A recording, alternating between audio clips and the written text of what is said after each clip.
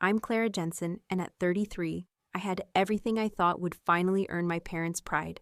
No debt, a thriving career in finance, and a life I built with nothing but grit and perseverance. But none of that mattered the day I opened a mortgage packet in the mail. I found out my parents secretly took out a $550,000 mortgage, in my name. I didn't sign anything. I didn't even know the house existed. And the worst part? They did it to buy a home for my younger sister. Last month, I stood in court across from the people who raised me, while they tried to force me to pay for their deception. Before I tell you everything that happened inside that courtroom, let me know where you're watching from. And if you've ever felt betrayed by the people closest to you, hit like and subscribe. This story might be the one you need to hear today. To truly understand how things fell apart between me and my family, you need to know a bit about the inner workings of the Jensen household. I grew up in a modest, middle-class suburb just outside Seattle, a place I'll simply call Redmond. It was me, my parents Susan and Robert Jensen, and my little sister Lily, who was 4 years younger.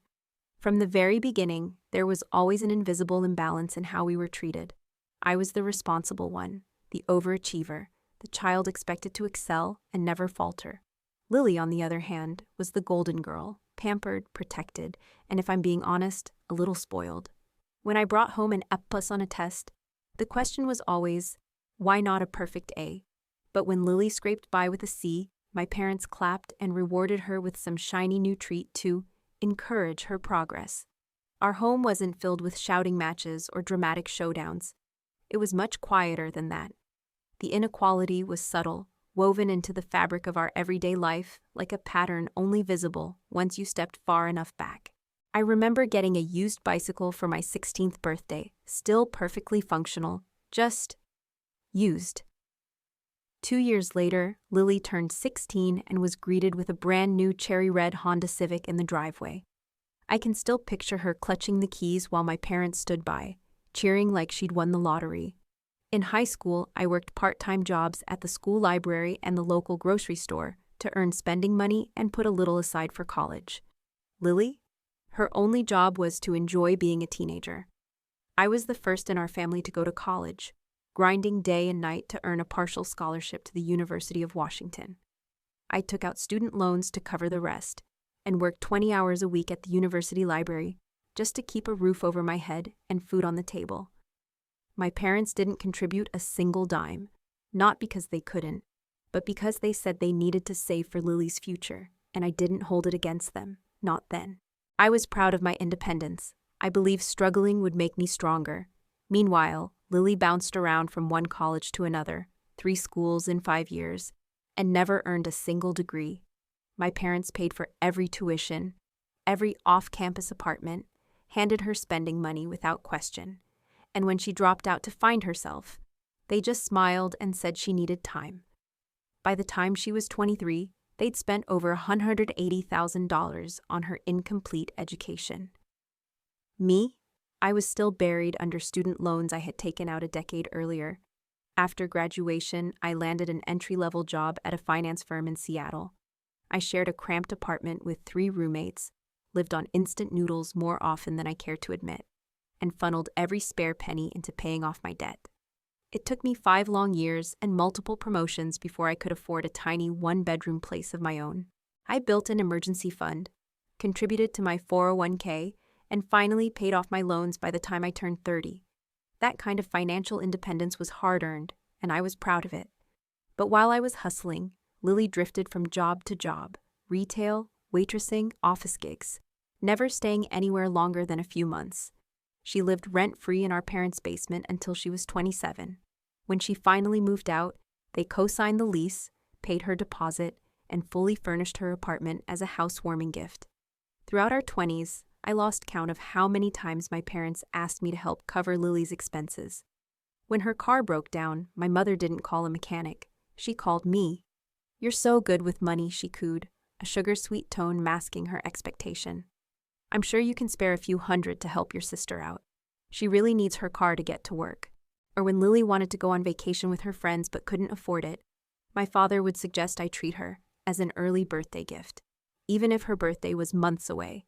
And each time, I felt a toxic cocktail of guilt and resentment brewing inside me. I often caved, telling myself, it's just this once, or family helps family. But it was never just once. It became an unspoken expectation that because I was successful, I should subsidize Lily's lifestyle. Family gatherings started to feel like walking a tightrope the moment I turned 30. I'd casually mention a recent promotion or a small investment I was proud of, and within seconds, my mother would steer the conversation to how Lily was struggling to pay rent or drowning in credit card debt. The message was always crystal clear, though no one said it outright. My success came with a price tag, and that price was fixing Lily's problems. Last Thanksgiving was especially uncomfortable. I had just been promoted to senior financial analyst, with a well-earned pay raise to match. When my aunt asked how work was going, I made the mistake of sharing the good news. Not 10 minutes later, my father pulled me aside, his tone soft but calculated. "Have you considered helping Lily with her debt consolidation loan?" he asked. "She's getting crushed by those interest rates, and with your new salary, it would barely make a dent in your budget." I sidestepped, saying I needed to review my finances. But as we were leaving, I overheard my mother whisper to Lily, "Don't worry, we'll figure something out with Clara. She just doesn't understand how the real world works for normal people." The irony of that statement, from someone who'd made sure Lily never once faced the real world, was not lost on me. And yet, despite all of it, I still longed for their approval. I wanted them to be proud of the life I'd built, one brick at a time, with no safety net, no handouts. I wanted them to recognize that I had created something meaningful, something stable, through grit and discipline. Deep down, I think a part of me was still that little girl, quietly hoping that if I just achieved enough, they'd finally see me as worthy of the same love and support they so freely gave Lily. That hope, misguided as it was about to be shattered in the cruelest way imaginable. It was a Tuesday evening in April, nothing out of the ordinary. I checked the mail after work, flipping through the usual stack of bills and pizza coupons, when I noticed a thick envelope from a company called Cascadia Home Loans. I assumed it was junk, maybe an ad for refinancing, and nearly tossed it. But something made me open it. Inside was a full mortgage packet for a property at 247 Willow Creek Lane in Bellevue, Washington, an upscale suburb about 20 minutes from Seattle. My name was listed as the borrower on a $550,000 loan. The monthly payment? $3,200 on a 30-year fixed mortgage. I stood there, frozen, my heart pounding. I had never applied for this mortgage. I had never even seen this house. And yet, there it was, my signature, or something that looked disturbingly like it, on multiple documents. I called the mortgage company immediately, but it was after hours. I left a panicked voicemail, reporting potential fraud and identity theft. That night, I barely slept. My mind spun in circles, trying to piece together how something so outrageous could have happened without me knowing. The next morning, before I could even call the company back, my phone rang. It was my mother. "Did you get the mortgage paperwork?" she asked, as casually as if she were checking whether a birthday card had arrived. "Mom," I snapped, trying to keep my voice steady. "What is going on? These documents have my name on them, for a house I've never even heard of." "Well, that's something we need to talk about," she said breezily. "Your father and I think it's time we had dinner. Can you come by tonight? Lily will be there too." My stomach twisted into knots. "No, Mom, I need answers now. Is this identity theft?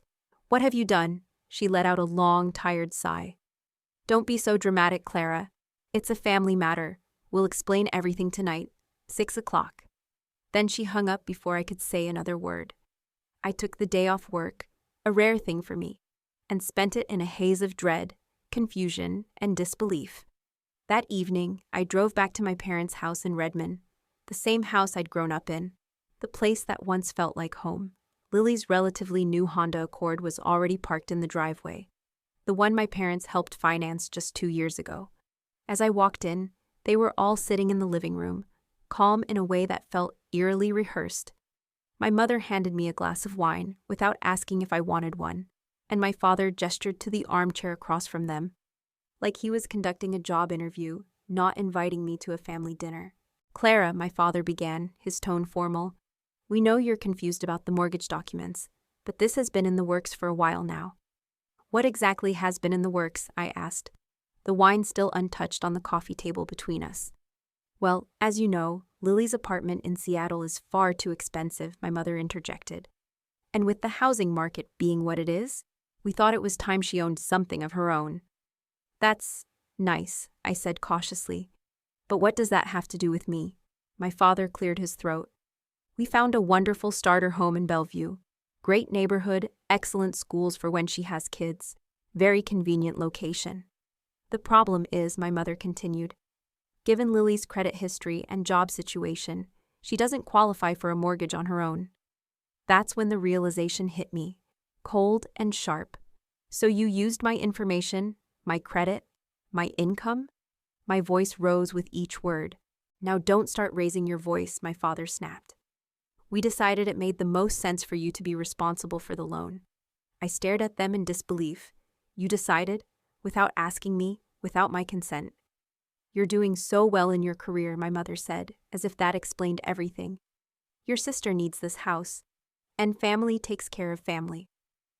Lily, who had been silent until now, finally spoke. It's not like you can't afford it, Clara. You're always talking about your promotions and your investments. I can barely make rent most months. Because you've never held a job longer than a few months, I exploded. And even if I could afford it, which for the record I absolutely can't without wrecking my own future, that doesn't give anyone the right to commit fraud in my name. Fraud is such an ugly word, my mother said, frowning. We're family. How did you even do this? I demanded. How did you get my signature? My financial information? My father shifted uncomfortably. We still had your old tax returns from when you lived at home, and your mother, well, she's always been good at replicating signatures. I felt physically ill. So you forged my name on legal documents. Do you realize how serious this is? This is identity theft. This is fraud. This is a crime. Oh, don't be so dramatic, Lily scoffed. It's not like strangers are taking advantage of you. We're your family. A family that apparently thinks stealing my identity and saddling me with a $500,000 mortgage is perfectly okay. I was shouting now, the disbelief and rage boiling over. Lower your voice, my father barked. The decision has been made. The house is bought. Lily moves in next week. No, I said, standing. The decision is not made. I never agreed to this, and I will not pay for a mortgage I never signed up for. What are you saying? My mother asked, her voice dangerously quiet. I'm saying no. Absolutely not. I'm reporting this tomorrow, to the police and to the mortgage company. This is fraud, and I won't let it stand. There was a moment of stunned silence, just long enough for everyone to hold their breath, before the room exploded.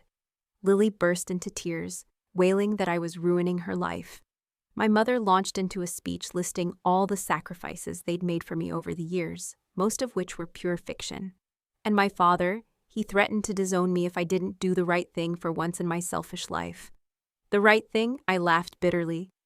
The right thing would have been teaching Lily financial responsibility instead of enabling her dependence. The right thing would have been respecting me enough to ask before committing a felony in my name. I grabbed my purse and made for the door. My mother followed, gripping my arm with unexpected force. If you walk out that door, she hissed, you are no longer part of this family. I looked her dead in the eye. If being part of this family means sacrificing my future and breaking the law to clean up Lily's mess, then maybe I don't want to be part of it anymore. I drove home that night with tears streaming down my face, hot, silent, unstoppable. I cycled between fury, heartbreak, and something that felt like mourning. The family I had spent a lifetime trying to earn love from had just shown me, in the most brutal way, how little I truly mattered. I wasn't a daughter to them. I was a walking bank account, an ATM with an inconvenient voice. The morning after that disastrous dinner, I called my friend Sarah. She's a paralegal at a law firm that specializes in financial crimes. My voice was still shaking with a mix of disbelief and fury as I explained what had happened. When I finished, there was a long pause on the other end of the line. Clara, this is serious, Sarah said, her tone firm. What your parents did qualifies as identity theft and mortgage fraud. These are federal offenses, and the penalties can be severe. I know, I whispered, nausea rising in my throat. But they're my parents, and if this goes public, it could ruin Lily's life. I'm not saying you have to file criminal charges right this minute, she replied gently. But you absolutely need to protect yourself, legally and financially. That mortgage is in your name. If payments stop, it won't be their credit that takes the hit. It'll be yours, and that could follow you for decades. Sarah connected me with Emily Sterling, an attorney at her firm who agreed to meet me for a free initial consultation. Emily didn't sugarcoat a thing. First, she said, we gather every shred of evidence, any forged documents, emails, text messages, even timelines. Then we formally notify the mortgage lender, the county recorder's office, and likely the police that the loan was fraudulently taken out in your name. I hesitated.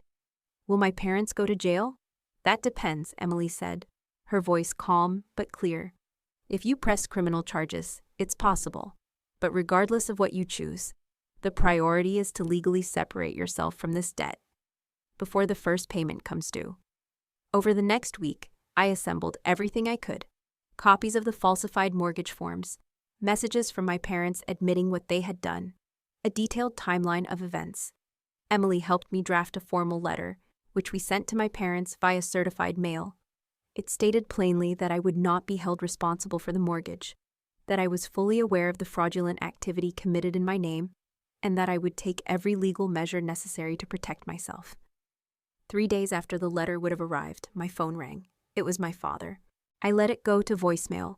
Clara, his voice crackled through the speaker. This childish tantrum has gone on long enough. Your mother is heartbroken. Lily's been crying for days. You need to grow up and accept your responsibility to this family. Call us back so we can handle this like adults. I didn't return the call. Instead, I followed Emily's instructions to the letter. I sent official notifications to Cascadia Home Loans and the county registrar, along with a sworn affidavit declaring my signature had been forged. That's when things really escalated. My parents started calling me nonstop, using different numbers to get past my call blocks. My mother showed up at my office, causing such a scene in the lobby that security had to escort her out. My father sent an email to my boss, claiming I was mentally unstable and accusing me of all sorts of wild things. Thankfully, my boss saw it for what it was, an unhinged act of harassment, and assured me of his full support. And then there was Lily. She launched what I can only describe as a smear campaign online. She posted tearful videos claiming her successful sister was trying to make her homeless out of spite. She shared doctored screenshots of our text messages, edited to make me seem cruel and heartless. She even started a GoFundMe page titled "Abandoned by My Sister When I Needed Her Most," which raised several $1,000s based on a completely fabricated version of events. Soon, the extended family chimed in. Aunts, uncles, and cousins I hadn't heard from in years suddenly had very strong opinions about my so-called selfishness. Some sent me long messages about family loyalty. Others simply unfriended and blocked me without even asking for my side of the story. It was as if I had become a villain overnight for daring to draw a line. Only one person reached out with genuine compassion, my grandmother, Margaret. "Sweet Clara," her message began. "It sounds like a lot is happening with your parents and Lily. I'm not taking sides, but I want you to know I'm here if you ever need to talk. I love you." That message, simple and unconditional, undid me. I broke down sobbing, clutching my phone like it was a lifeline. It was the only connection to family that didn't come wrapped in guilt or manipulation. Meanwhile, the mortgage lender's fraud department launched an official investigation. They warned me it could take months to resolve, and they were tight-lipped about any actions they might take against my parents, citing the ongoing nature of the case. The stress began to seep into every corner of my life. I couldn't sleep night after night.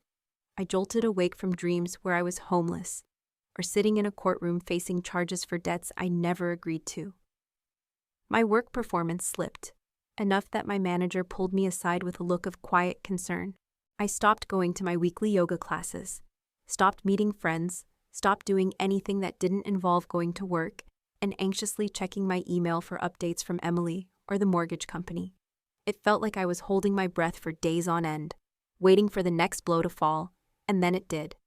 The ultimatum came in the form of a voicemail from my father that made my blood run cold.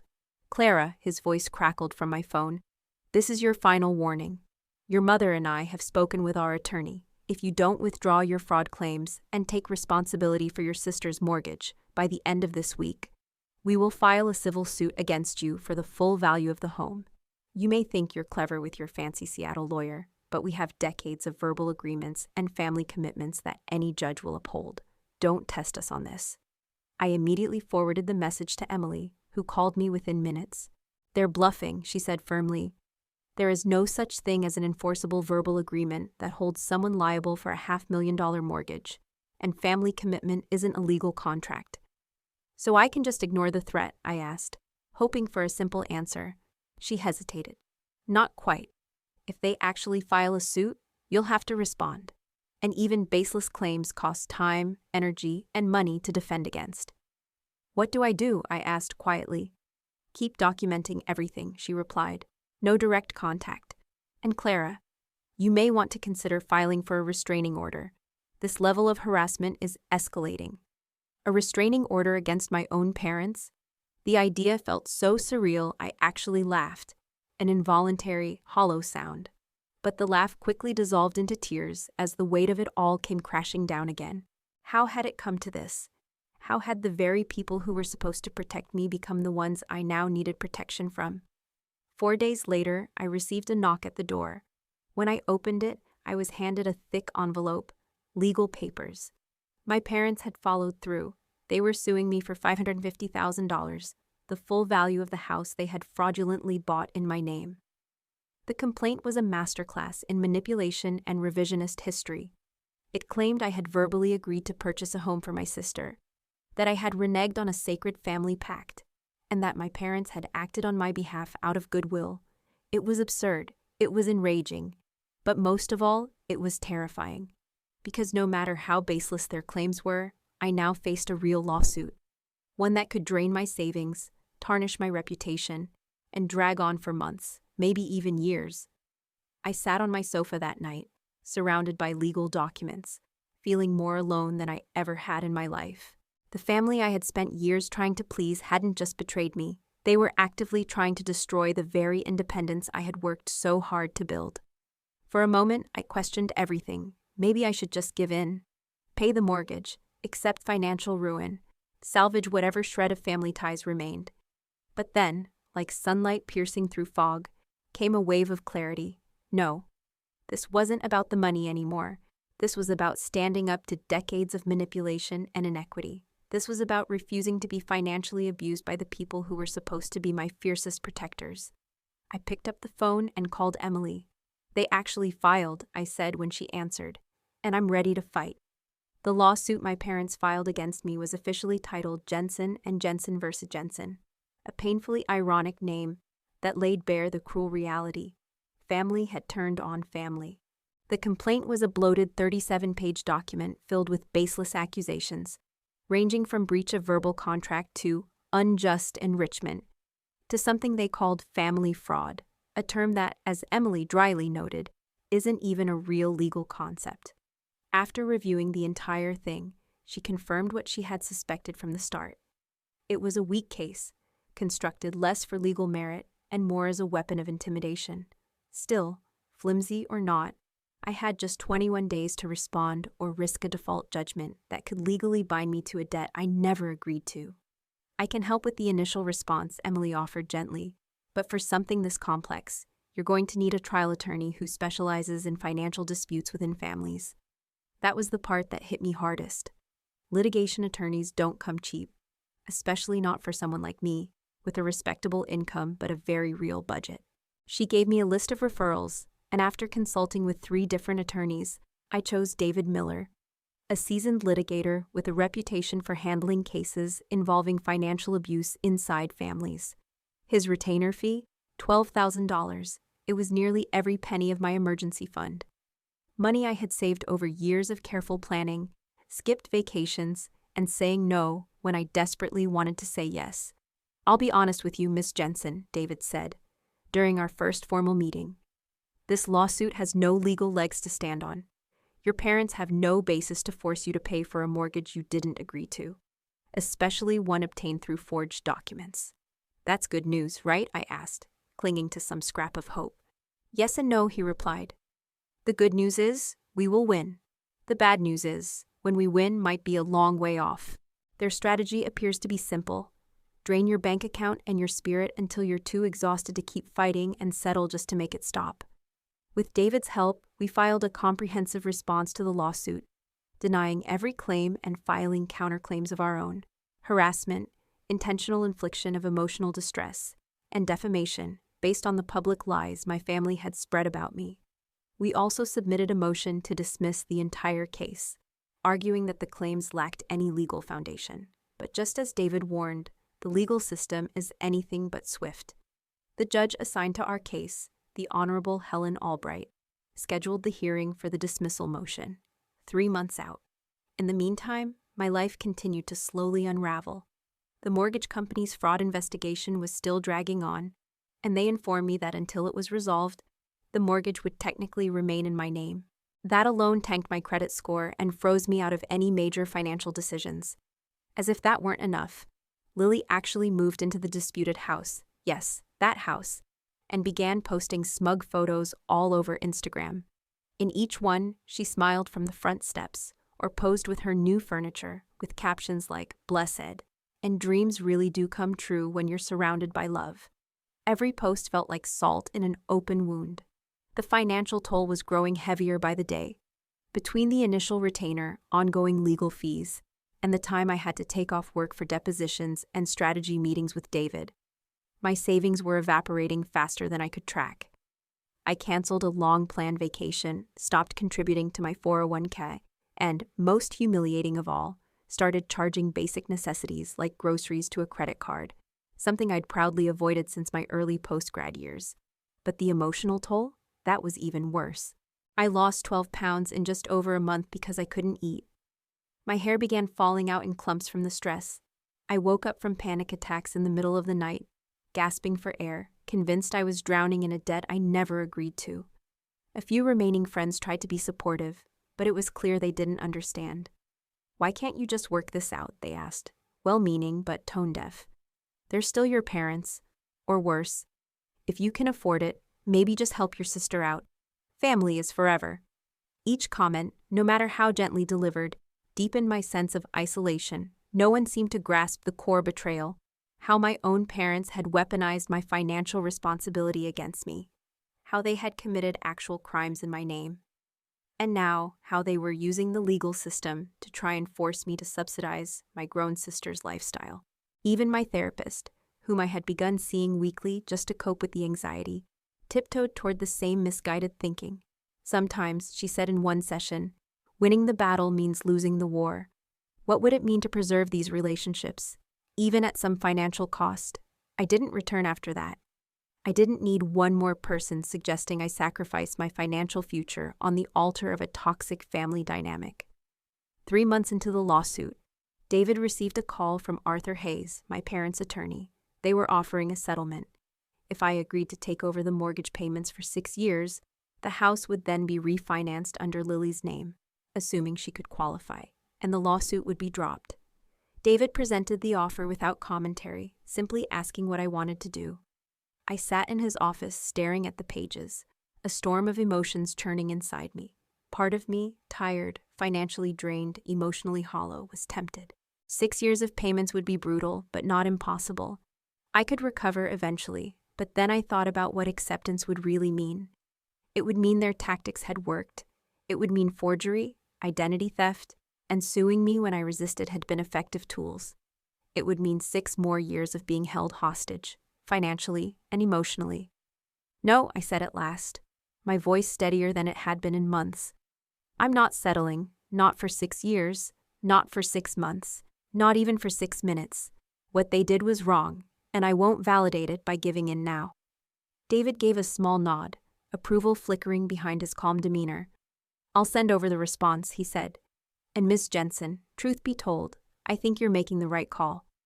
The night before the hearing to dismiss the lawsuit, I hit bottom. I sat alone in my apartment, surrounded by legal documents, unpaid bills, and the half-eaten remnants of a dinner I couldn't bring myself to finish. I broke down completely. I cried the kind of sobs that steal your breath, deep guttural sobs that seem to rise from some forgotten cavern inside your chest. I cried for the little girl who spent her entire childhood trying to earn her parents' approval. I cried for the young woman who scraped her way through college alone. And I cried for the adult I'd become, someone who had built a life of quiet responsibility, only to have it threatened by the very people who were supposed to be proud of her. When the last tears finally dried, something inside me shifted. The pain hadn't disappeared, but alongside it came a steel-edged clarity. I would not be broken by this. I would not let them win. Whatever happened in that courtroom tomorrow, I would walk in with the same quiet resolve that had carried me through every other storm in my life. I sent David a text. I'm ready for tomorrow, no matter what it takes. His reply came swiftly. Get some rest. I'll meet you at the courthouse at 8:30 a.m. And Clara, you're stronger than you think. For the first time in months, I slept through the night. No nightmares, no panic, just sleep. The county courthouse was a towering stone building, clearly designed to intimidate.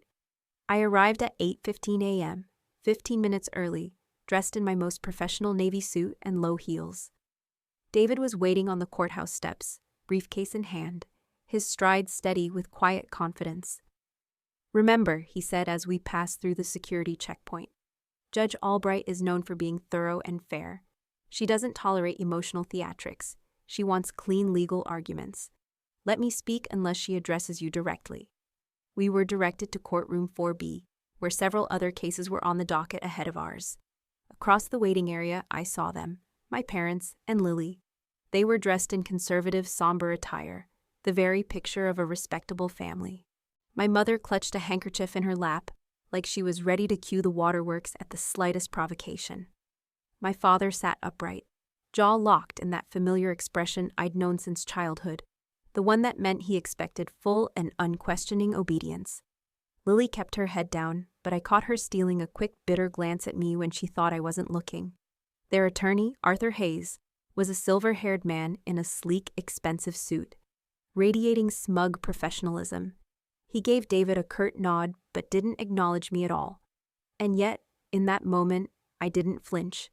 I was no longer the daughter begging to be seen. I was the woman standing her ground. At exactly 9:40 a.m., the courtroom was called to order, and Judge Helen Albright entered with quiet authority. She was a poised black woman in her late 50s, with short silver-gray hair and sharp, discerning eyes behind stylish glasses. She moved through the morning docket with calm efficiency, never rushed, never distracted, giving each case her full attention before turning to the next. Finally, at 10:45 a.m., the clerk called out our case, Jensen and Jensen versus Jensen. My stomach clenched as David and I approached the petitioner's table, while my parents and their attorney, Mr. Hayes, settled in across from us. We are here to consider the defendant's motion to dismiss, Judge Albright said, scanning the file before her. I've reviewed the complaint, the response, and all supporting documentation. She looked up. Mr. Miller, as the moving party, you may begin. David rose, buttoning his suit jacket with the kind of deliberate calm that commanded the room. Thank you, Your Honor. This case should be dismissed with prejudice, as it fails to state any legally actionable claim upon which relief can be granted. The plaintiffs, Mr. and Mrs. Jensen, are attempting to enforce an alleged verbal agreement that their daughter, my client, Clara Jensen, would pay the mortgage on a home purchased for their other daughter, Lily Jensen. He continued with precision and purpose, dismantling each of the claims in my parents' complaint. He pointed out the complete lack of evidence for any such agreement, the fact that verbal contracts are unenforceable in real estate transactions due to the statute of frauds, and the damning written admission that my parents had forged my signature on the mortgage documents, a clear federal offense. Furthermore, Your Honor, David added, we have filed counterclaims for the emotional distress caused by this prolonged campaign of harassment, as well as for the demonstrable damage to Ms. Jensen's credit and financial standing due to this fraudulent mortgage. Judge Albright listened attentively, occasionally jotting down notes, her expression unreadable. When David concluded, she turned her gaze to the opposing counsel. Mr. Hayes, counsel for the plaintiffs, your response?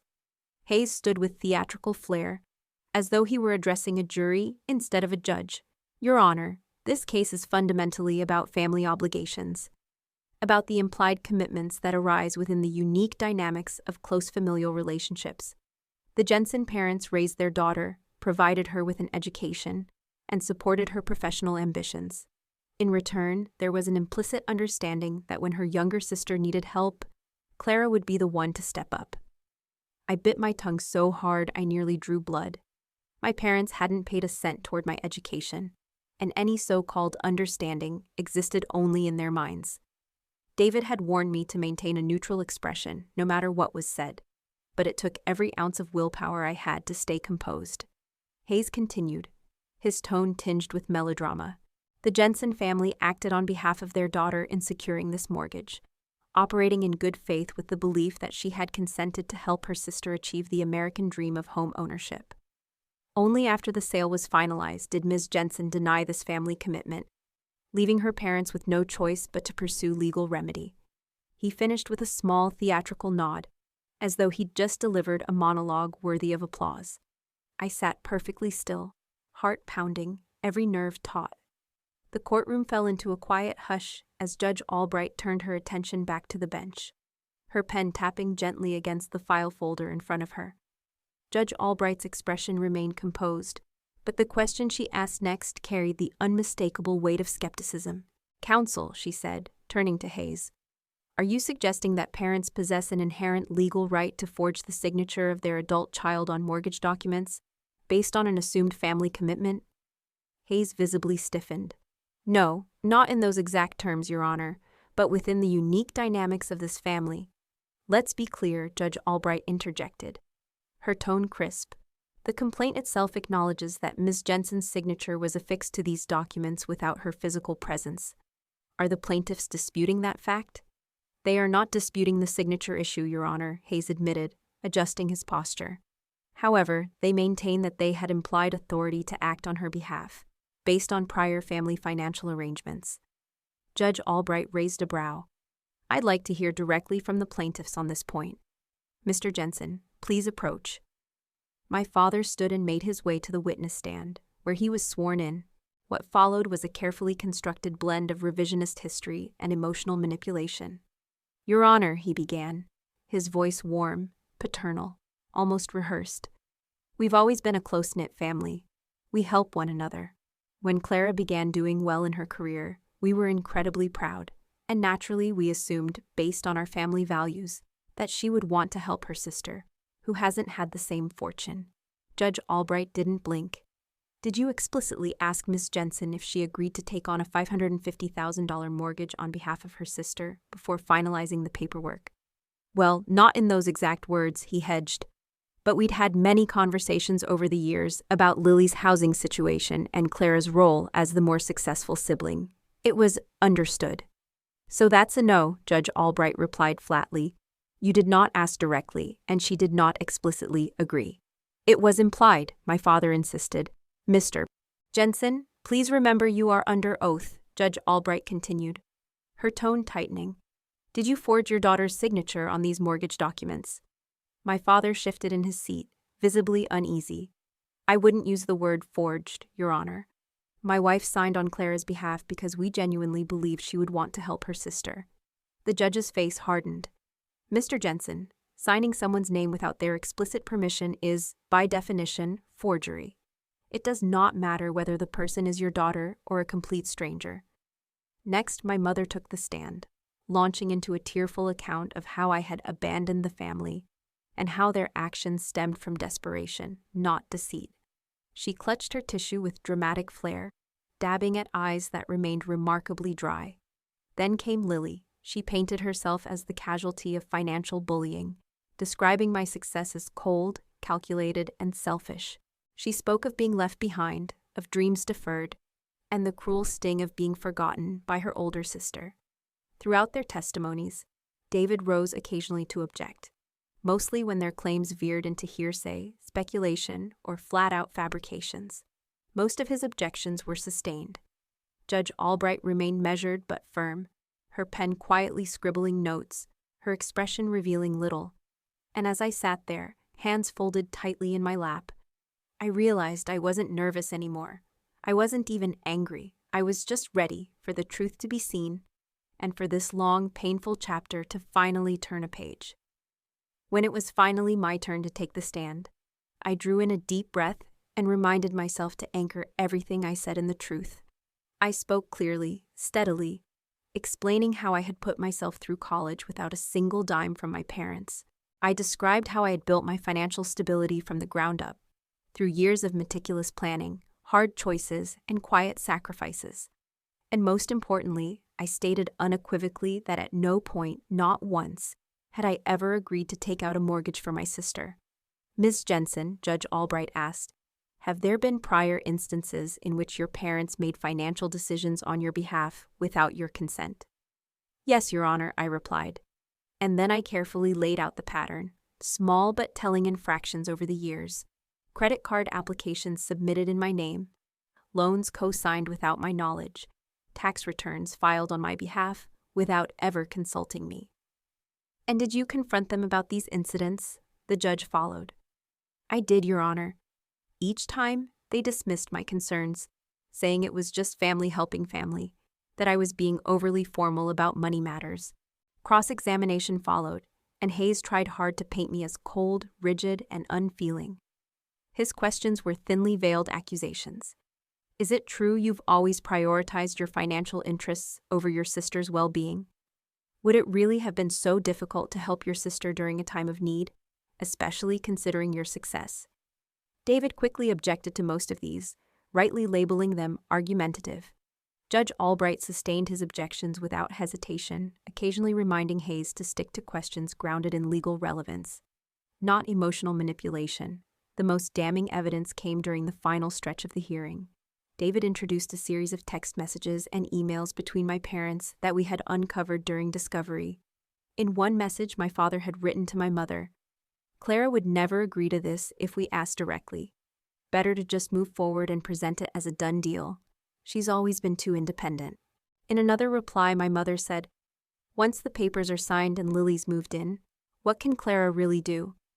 No matter how much she protests, she won't let her sister end up homeless. These messages stripped away any illusion of misunderstanding. They revealed not just carelessness, but calculated, deliberate action. They completely contradicted their earlier claims of implied consent and good faith family arrangements. As the hearing came to a close, Judge Albright looked over the rim of her glasses at each of us, her gaze sharp and measured. I will review all arguments and evidence and issue a ruling within 10 days, she said firmly. But let me make one thing absolutely clear to everyone in this room. Family relationships, no matter how close or well-intentioned, do not override fundamental legal principles like consent, contract law, and identity protection. And with that, she rose. This hearing is adjourned. As we gathered our papers, I caught my mother's gaze from across the courtroom. For a fleeting moment, just a heartbeat. I thought I saw something unfamiliar in her expression. Doubt, maybe, even regret. But it vanished almost as quickly as it surfaced, replaced by the well-worn mask of righteous indignation as she turned sharply away. You did well, David said as we stepped outside. The judge seemed to respond to our arguments, and those messages were especially compelling. But I need to say this. Legal victories rarely feel satisfying in cases like this. Family litigation doesn't end with a gavel strike. Are you ready for that? I nodded slowly, the weight of everything settling over me like a cloak I had finally chosen to wear on my own terms. I think I realized something important today, I said. This was never really about money. It was about respect, or rather, the total absence of it. My parents never saw me as a fully grown woman with the right to make her own decisions. Not really, and now, David asked, studying me. Now, I replied, holding his gaze. I have to respect myself enough to protect that boundary, no matter what the court decides. As we parted on the courthouse steps, an unexpected sense of peace settled over me. The outcome was still unknown, but the truth had been spoken, clearly, publicly, and without apology. Not just to a judge, but to my family and to myself. Whatever came next, I had already claimed a quiet victory no one could take away from me. 9 days after the hearing, I was sitting in a budget meeting at work when my phone buzzed with a text from David. The ruling is in. Call me when you're free. My heart thundered as I excused myself and stepped into the hallway. David answered on the first ring. Judge Albright dismissed the case with prejudice, he said, without preamble. She also granted our motion for sanctions against your parents and their attorney for filing a frivolous lawsuit.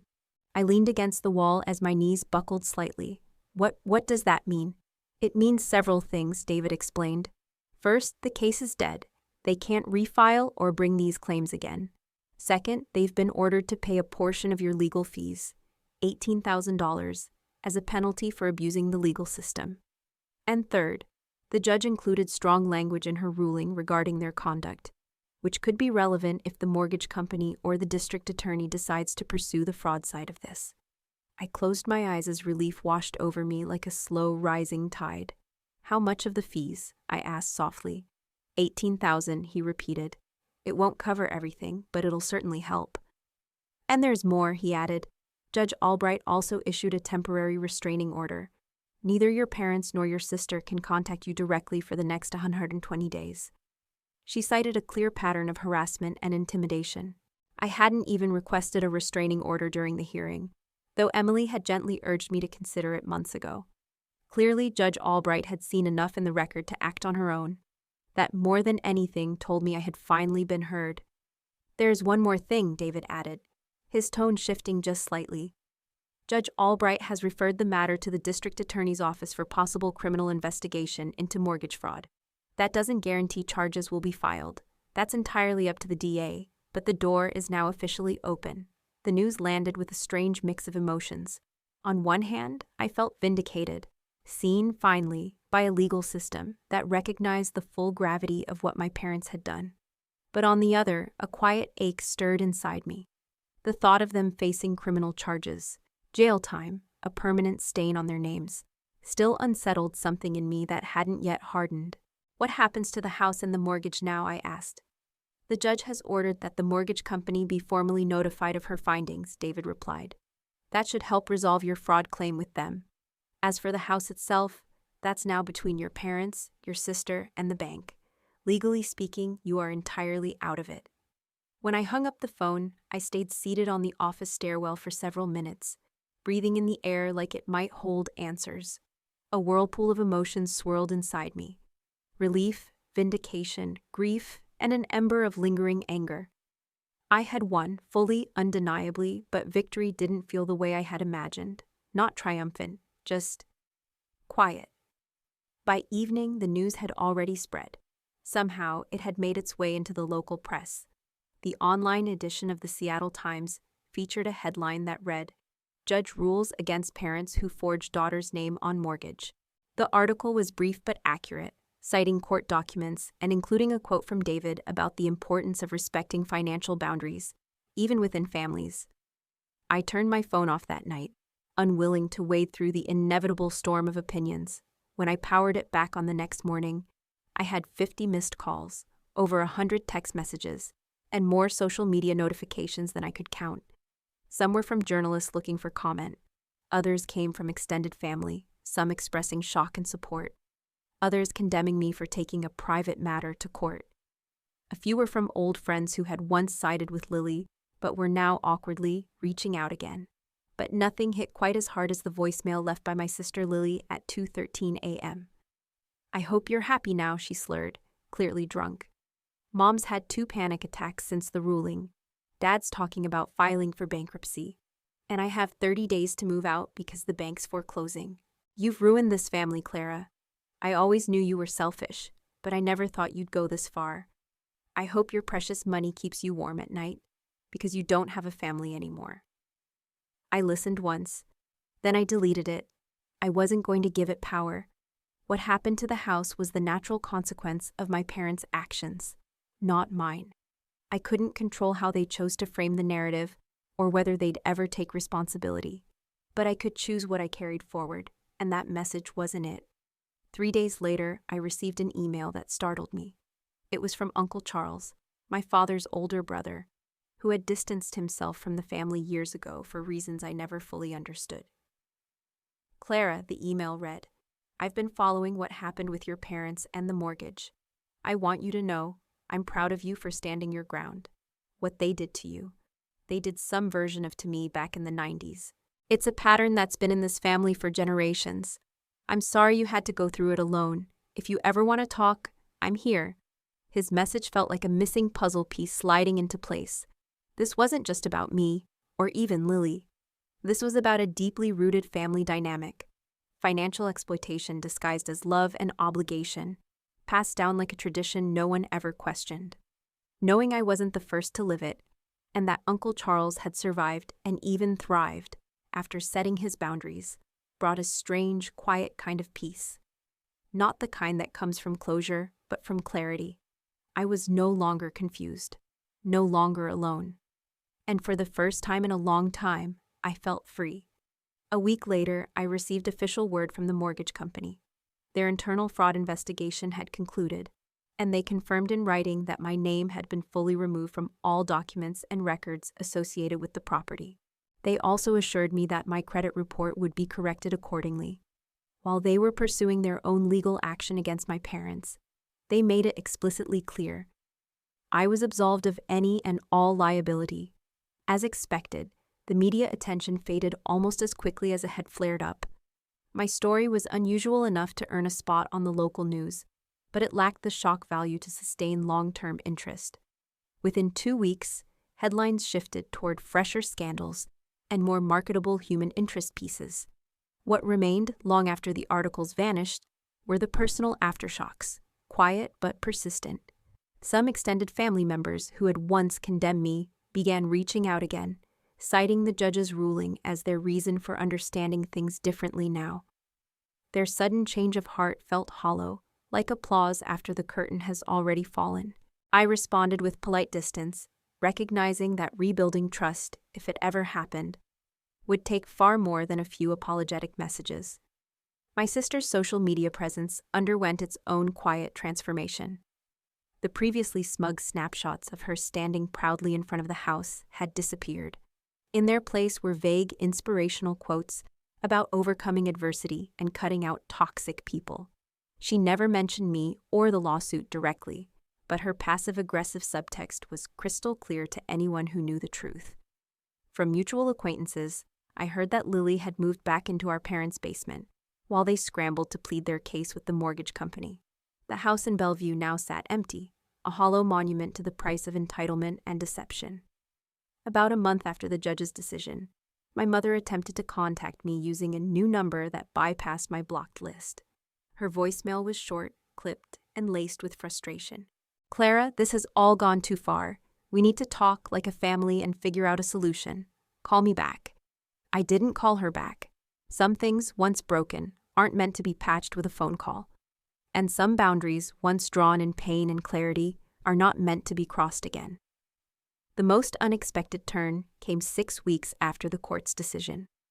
A formal letter arrived from the district attorney's office.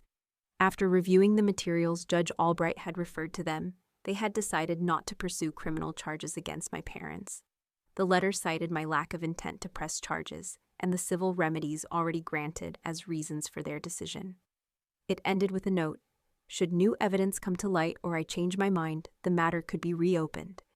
Relief washed over me as I read those words. While I had fought hard to protect myself legally and financially, I had never wanted to see my parents dragged into the criminal justice system. The civil ruling had already given me what I needed: a clear, unshakable severance from the fraudulent mortgage, and the formal recognition that what they did was wrong. As the initial waves of shock began to settle, I turned my energy toward rebuilding my sense of financial security. The $18,000 in legal fees awarded by the court helped offset some of my expenses, though I had still spent significantly more in my defense. I drew up a new budget, resumed building my emergency fund, and continued contributing to my retirement accounts. But more importantly, I began to heal emotionally. I found a new therapist, Dr. Anya Sharma, who specializes in family estrangement and financial abuse, someone who validated my experiences rather than urging reconciliation at all costs.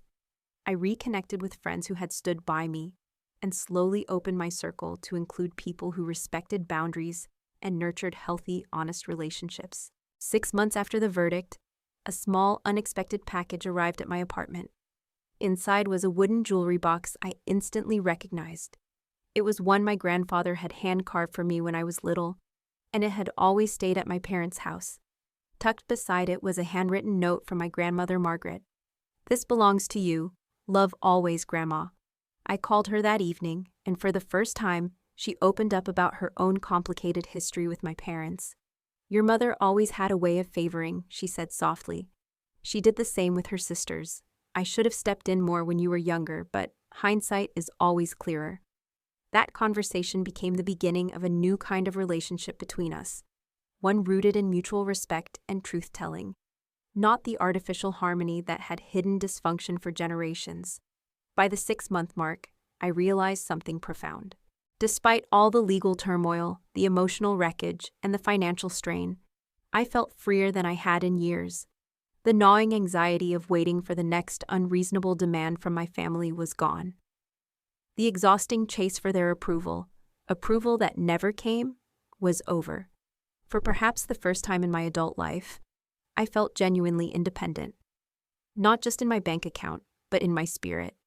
By then, media attention had vanished completely. Still, every now and then, I'd get a quiet message from a stranger, someone who'd heard about my story through legal circles or personal networks. "Your case helped me set boundaries with my own financially abusive parents," one woman wrote. "Thank you for standing up publicly for what's right." Those words reminded me that what I'd fought for wasn't just about a mortgage. It wasn't even just about money. It was about rejecting the idea that financial exploitation becomes acceptable when it's dressed up as family obligation, a belief that has trapped far too many people in cycles of harm masked as love. I never heard from my parents again, not directly.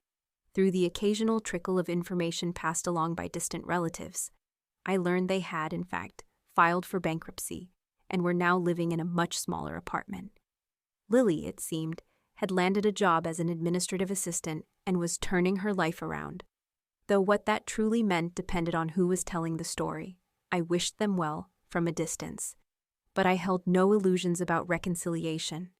Some bridges, once burned, aren't meant to be rebuilt, and some relationships are healthier in absence than in presence. On a crisp autumn afternoon, nearly 8 months after the court ruling, I found myself sipping coffee with my friend Sarah, the paralegal who'd first helped me navigate that legal maze. She asked a question that caught me off guard. "Do you ever regret it, standing your ground? I mean, considering what it cost you."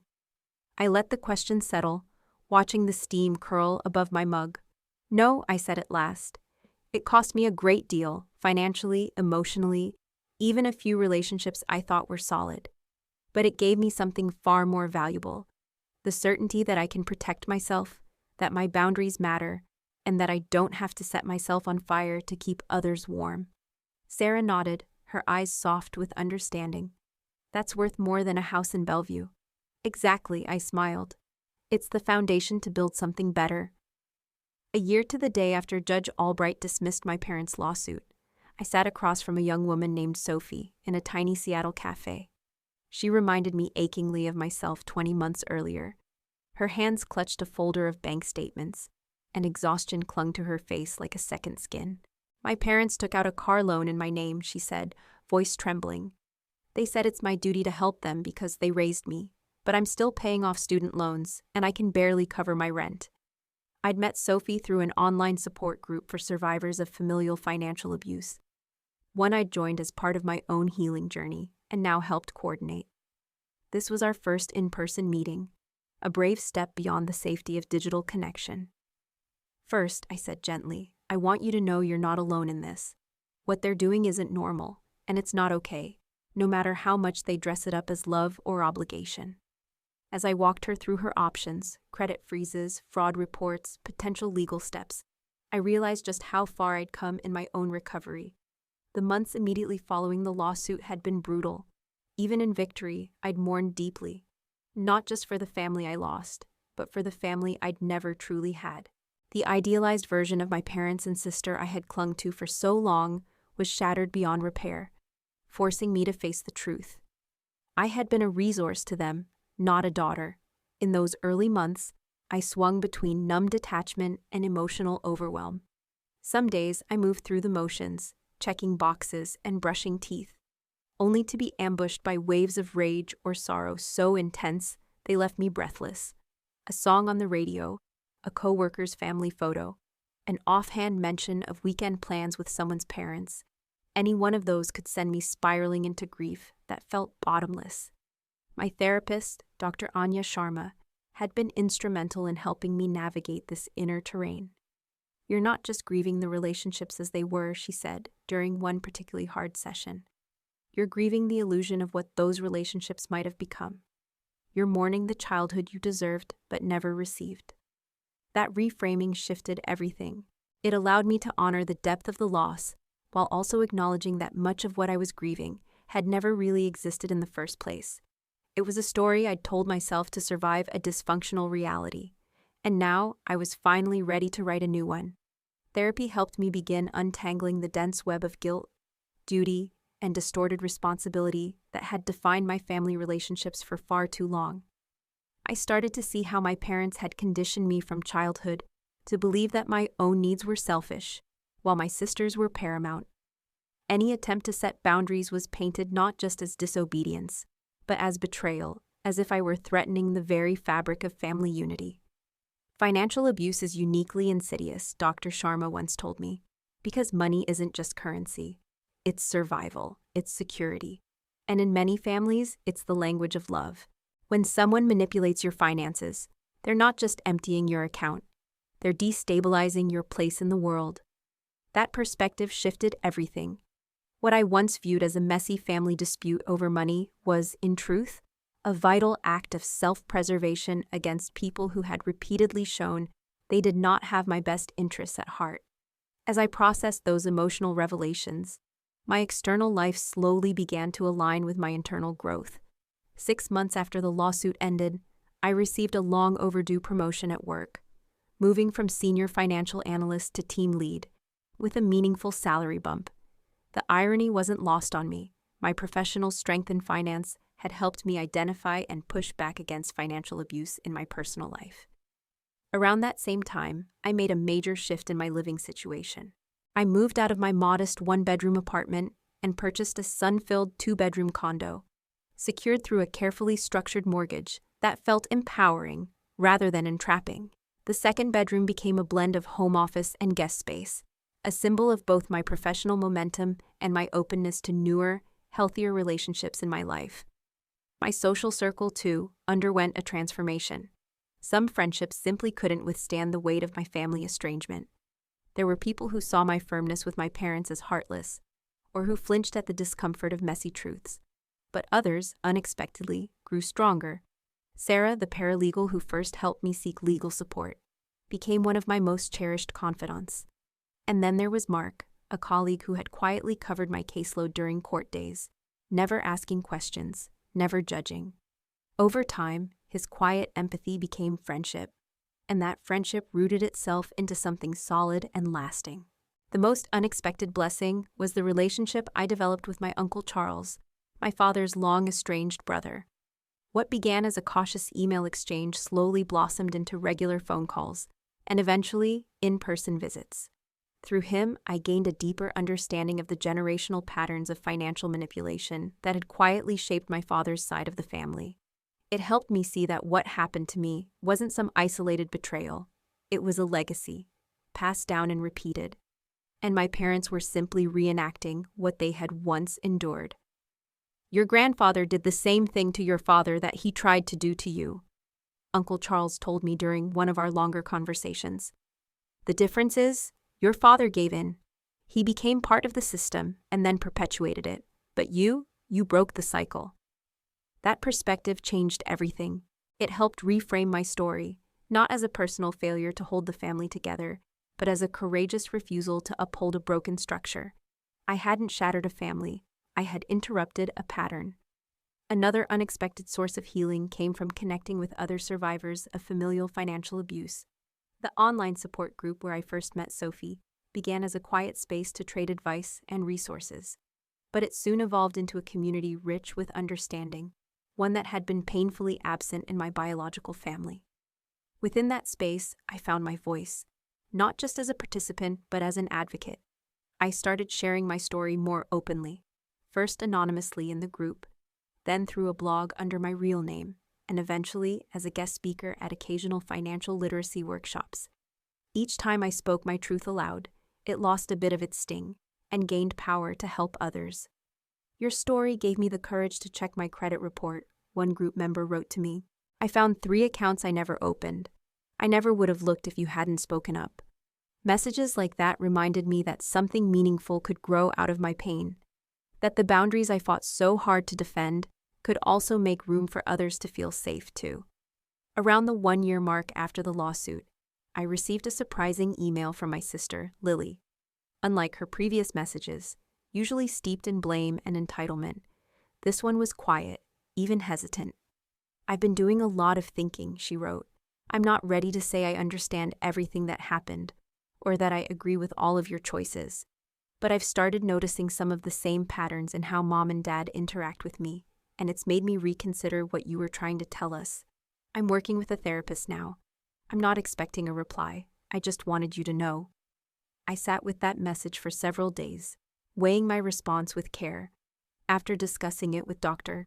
Sharma, I eventually sent a brief reply, kind but firm. I acknowledged her message, wished her well on her healing journey, and made it clear that while I respected her efforts, I wasn't ready to reopen the door to reconciliation. Any future between Lily and me would require not just time, but real personal growth, and a reshaping of old toxic dynamics, not a quick plaster over deep, unhealed wounds. There was no further contact from my parents. Through the occasional trickle of family gossip, I learned they had downsized to a condo after filing bankruptcy, and my father had been forced to delay his retirement. I didn't feel any satisfaction about their financial troubles, but I also didn't feel responsible for them. What they were experiencing wasn't retribution. It was simply the natural consequence of choices they themselves had made. My financial recovery didn't happen overnight. It was slower and more deliberate than I had feared, but also more stable than I had dared to hope. The legal fees had drained my savings almost entirely, but thanks to my new, higher salary, I was able to rebuild my emergency fund within 10 months. I began working closely with a financial advisor to put stronger protections in place: identity theft monitoring, regular credit freezes, and a comprehensive estate plan that clearly spelled out my wishes, should I ever become unable to manage my affairs. "You've turned financial trauma into financial empowerment," my advisor said during our annual review. "That's rare and remarkable." Sitting across from Sophie at that cafe in Seattle, I could see echoes of myself in her, the fear, the resolve, and the flickers of hope that had once carried me through my own firestorm. As she asked questions and jotted down notes, her posture began to shift, slowly, almost imperceptibly, from defensive to upright, from hesitant to quietly determined. "What if they never forgive me?" she asked, her voice barely above a whisper, the very question that had haunted me for months. "That's the hardest part," I told her honestly. But eventually I realized I'd been asking the wrong question. It's not whether they'll forgive you for protecting yourself. It's whether you can forgive yourself if you don't. Sophie nodded slowly, her eyes filling with something like understanding. "I think I need to make a few phone calls," she said, gathering her papers with a quiet purpose. As we stood to leave, I handed her my card. "Whatever you decide, you're not alone. The group is always there, and so am I." As I walked back to my apartment through the cool fall air, I reflected on the strange, painful, and ultimately liberating journey of the past 20 months. The family I had spent 32 years trying desperately to please was no longer in my life, and that loss still ached, especially in the quieter moments. But in its place, something far more valuable had taken root: an unshakable trust in my own judgment, a chosen family built on mutual respect rather than obligation, and the realization that I could defend my boundaries, even when those boundaries went against the very people I'd been taught to sacrifice everything for. The lawsuit my parents had intended as a weapon of control had, ironically, become the very thing that set me free. From their emotional manipulation, their financial entanglements, and their ever-moving goalposts. In trying to force me to buy a house for my sister, they had unwittingly pushed me to build something far more meaningful for myself. A life grounded in truth, shaped by clear boundaries, and guided by the quiet confidence that comes from surviving a storm and standing tall on the other side. Just as I reached the front steps of my building, my phone buzzed with a message from the support group coordinators. A new member had joined, someone whose story bore an unsettling resemblance to both mine and Sophie's. I paused at my doorway to type a thoughtful welcome. The cycle of financial exploitation that had wounded so many families might never be fully eradicated, but every person who finds the courage to say, "No more," chips away at its grip on future generations. That, I've come to believe, may be the most powerful legacy we can leave behind. Not financial aid or material support, but a living example of what healthy boundaries look like, and the bravery it takes to uphold them even at great personal cost. Have you ever had to set difficult boundaries with family over money? I'd love to hear your story in the comments below. And if this story resonated with you, please like and subscribe for more real-life accounts of navigating complex family dynamics. Remember, protecting your financial well-being isn't selfish. It's essential self-care. Thanks for listening, and I hope my journey helps you find the courage to honor your own boundaries, whatever they may be.